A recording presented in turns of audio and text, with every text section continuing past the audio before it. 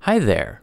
In this video, I'm going to talk about what happens to your unused sick leave when you retire from Acera or when you simply stop working for your Acera-covered employer. If you work for Alameda Health System, stick around to the end of the video for a special note.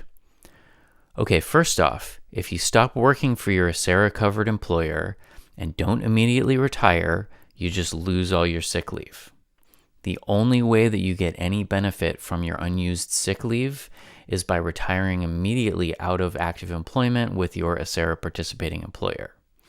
And when I say retiring immediately, I mean that your last day on payroll with your employer, also known as your last day in active employment status, is the calendar day before your first day of retirement with Acera.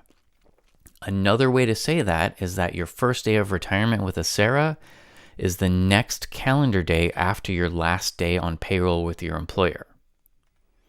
It's okay if you're on leave during your last day on payroll.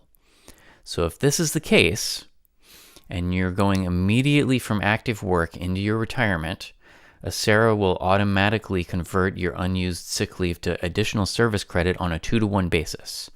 So you'll basically get half of your unused sick leave as additional service credit.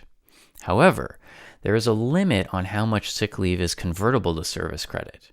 That limit is located in your Memorandum of Understanding for your bargaining unit, also known as your MOU. In many of the MOUs, the cap on sick leave that's convertible to service credit is 125 days of sick leave. There is at least one MOU that has no cap. So let's say that you are in a bargaining unit where the MOU has a cap of 125 days of sick leave that's convertible to service credit.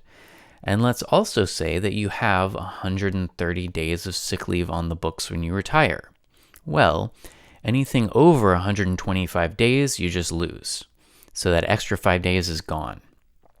Acera will take the remaining 125 days and divide it by 2, and that becomes the number of days that you get as additional service credit in the retirement formula when we calculate your retirement allowance.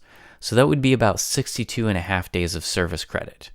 Now this is work days, not calendar days, so if you work 5 days a week, 62.5 days is about 12 plus work weeks, which is about a quarter year of additional service credit that you would get in the retirement formula, which would give your retirement allowance a little boost. Now, this additional amount of service credit does not push out your retirement date or affect your retirement date in any way. Your retirement date is the date that you choose and you write in on your retirement application. All this does is increase the amount of service credit that we put in the formula for you when we calculate your retirement allowance amount.